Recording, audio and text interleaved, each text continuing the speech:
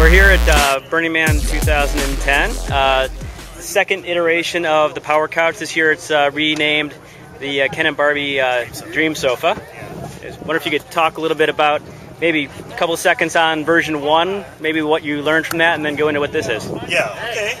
So version 1 was last year, the one that's in the video. And it basically welded together the frame. These came from, what do you call it, like little dune buggies. So they're 2 axles. I had to chop off the axles, bought these pillow block bearings, and then I had to mill down the axles to fit over the bearings. That gave the basic, mechanism there. Last year I just had these 3 horsepower motors hooked directly up to there. It wasn't geared down enough. I thought that it would have enough power, and with one person on the couch it was, but it was hard to control.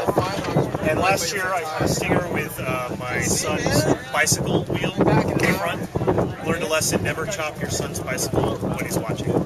He cries. Then this year I added the second stage of gearing, number 35 chain going to the number 50 chain. I added these shaft encoders on the back of the motors so that the computer can measure how fast each motor is actually turning, which makes it far more controllable. And this is a better motor controller that can full H-bridge. It can reverse and make the motors go forward. And it had, you can send it commands over a serial port, which is talking to the laptop, which is running Linux, and some custom software that I wrote that listens to the Bluetooth signals for the Wii and translates it into motor commands, and then does some things like preventing it from accelerating too quickly or decelerating too quickly. And last year you had, what, 2 rheostats stuck into a Tupperware container? Yeah, it was a Tupperware container with 2 variable resistors that went directly into a simple circuit that did the pulse width modulation for the motors. So you'd have to manually add power, subtract power from the right or the left wheel. And what I discovered is that when you're starting up, you need to add a lot of power, but then that wheel will take off, and the other wheel hasn't necessarily started.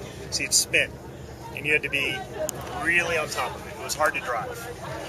But this year, the computer does all the work, so you can, it keeps it going straight or turning the way you want. And I can let anybody drive it. So that's almost anybody. Almost anybody. And then, let's see, so for lighting, we added a small inverter here, 400 watt inverter for the 110 volt system, and a 10 amp 5 volt power supply for some of the other lighting, like the party lights that you added on the back, the sound sensitive party lights. And then here we just rigged in your the practice guitar amp directly into this battery, so 12 volt power supply there. That's the gist of it. Yeah. Big lessons were trying to figure out how to find parts that all work together. You ever thought about flipping this thing around a coffee table? That's a neat idea. Yeah. And we're. Yeah. So that's. All right. That's the gist of it. Hope that helps. Thanks, and see you next year. Okay. Bye bye.